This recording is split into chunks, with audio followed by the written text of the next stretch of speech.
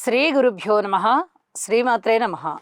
మా భక్తి టీవీని ప్రోత్సహిస్తున్నటువంటి మా ప్రేక్షకులందరికీ ధన్యవాదాలు తెలియజేస్తూ ఉన్నాము. ఈ వారం రాశి ఫలితాలు తెలియచెప్పుకునే ముందర గ్రహస్థితులు ఏ విధంగా ఉన్నాయి అనేది ముందుగా తెలియచెప్పుకుందాం. వృషభ రాశిలో కుజుడు, మిథున రాశిలో రవి, అలాగే కర్కాటక రాశిలో బుధ గురులు, సింహరాశిలో శుక్రకేతువులు, చంద్ర రాహువులు ఇద్దరూ కూడా కుంభరాశిలో, శని గారి యొక్క సంచారము మీనరాశిలో ఉంటూ ఉండగా వారాంతంలోకి వెళ్ళేటప్పటికీ చంద్రుని యొక్క సంచారము తన ఉచ్చరాశి అయిన వృషభ రాశిలోకి వెళ్ళి ఉన్నది. బుధుని యొక్క సంచారము వక్రించి తిరిగి మిథున రాశిలోకి వచ్చి ఉన్నది అని చెప్పి తెలియజెప్పుకుంటూ గ్రహ సమ్మేళనాల యొక్క ఫలితాలు ఏ విధంగా ఉన్నాయి అంటే, బుధ గురుల యొక్క స్థితి ఎప్పుడూ కూడా విజ్ఞానాన్ని తెలియజేస్తూ ఉంటుంది. రెండు పరస్పరము ఒకే విధమైన బలము కలిగి ఉన్నటువంటి గ్రహాలు అవుతూ ఉన్న కారణం చేత, అలాగే గురువుగారు తన యొక్క ఉచ్చరాశిలో ఉంటున్న కారణం చేత అధికమైనటువంటి విజ్ఞానానికి ఇక్కడ చాలా అవకాశం ఉంది.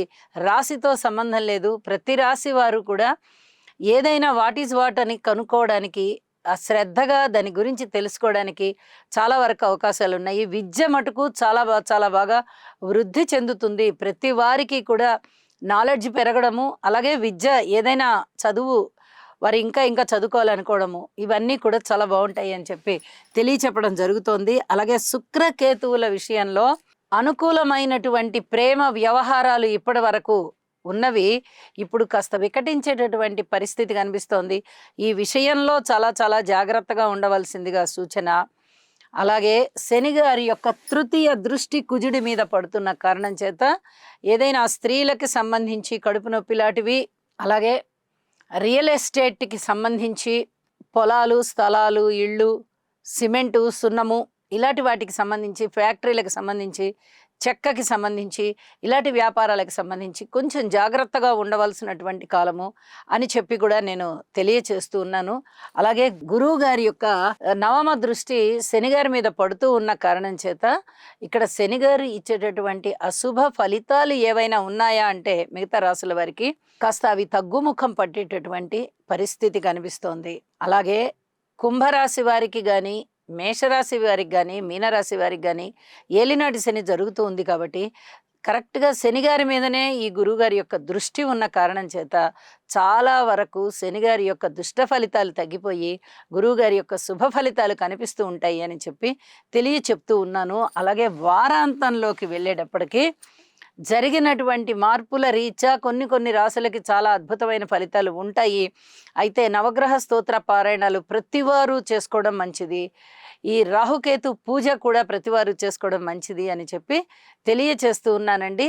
ఇక రాసుల్లోకి వెళ్దాము. ముందుగా మేషరాశి వారికి 5 గ్రహాల యొక్క ఉనికి ఈ వారం రోజుల కాలాన్ని పరిశీలన చేసినట్టయితే మనకి చాలా స్పష్టంగా కనిపిస్తూ ఉన్నది. అలాగే తృతీయ స్థానంలో రవి గారు బాగున్నారు, చతుర్థంలో బుధుడు బాగున్నారు, పంచమంలో శుక్రాచార్యుల వారు బాగున్నారు. ఇక లాభస్థానంలో చంద్ర రాహులు బాగున్నారు. ఎప్పుడైతే 5 గ్రహాల యొక్క ఉనికి చాలా బాగుందో మేషరాశి వారికి చాలా అనుకూలమైన కాలం అనే చెప్పాలి. నిజానికి గురుబలం లేదు, కానీ గురువుగారి యొక్క స్థితి సంచారము కొంచెం శుభ ఫలితాలు ఇచ్చే విధంగా ఉంది.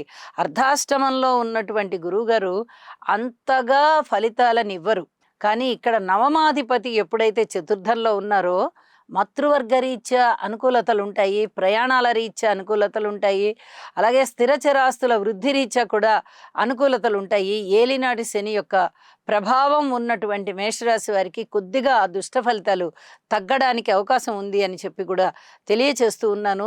మాట తీరు విషయంలో చాలా జాగ్రత్తగా ఉండండి, ఇది చెప్పదగ్గ సూచన.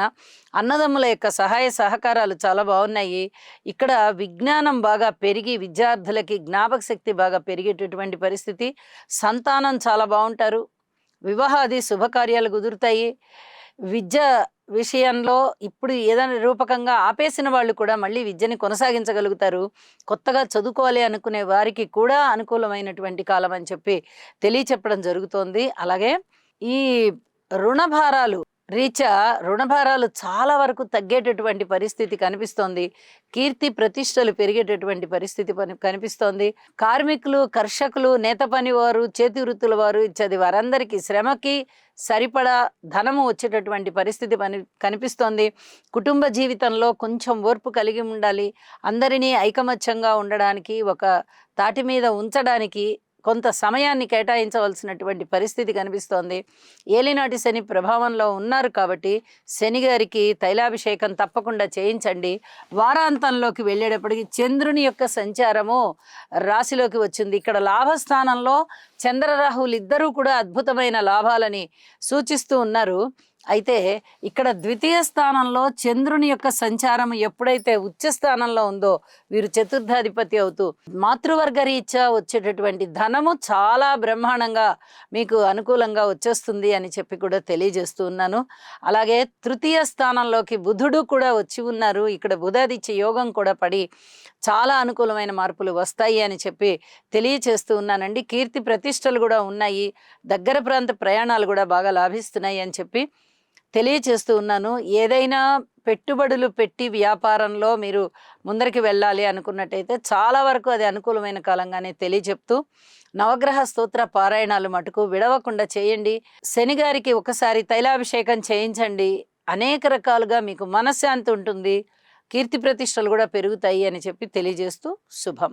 శని గ్రహం యొక్క అనుకూలత కొరకు నీలాంజన సమాభాసం రవిపుత్రం యమాగ్రజం ఛాయామార్తాండ సంభూతం తం నమామి శనైశ్చరం. ఓం క్రాం క్రీం క్రౌం సహ శనయే నమః. ఈ రాశివారు నవగ్రహ ధ్యాన శ్లోకం అయినటువంటి ఆదిత్యాయ చ సోమాయ మంగళాయ బుధాయ చ గురు శుక్ర శనిభ్యశ్చ రాహవే కేతవే నమః అనే మంత్రాన్ని ప్రతినిత్యము పఠించడం ద్వారా లేదా వినడం ద్వారా మీకు మరింత మేలు జరుగుతుంది. అలాగే మీ మనస్సంకల్పం ఏదైతే ఉందో అది సిద్ధించే అవకాశం ఉన్నది. గురుగ్రహ అనుకూలత కొరకు దేవానాం చ ఋషీణాం చ గురుం కాంచన సన్నిభం బుద్ధిమంతం త్రిలోకేశం తం నమామి బృహస్పతిం. ఓం హ్రాం హ్రీం హ్రౌం సహ బృహస్పతయే నమః.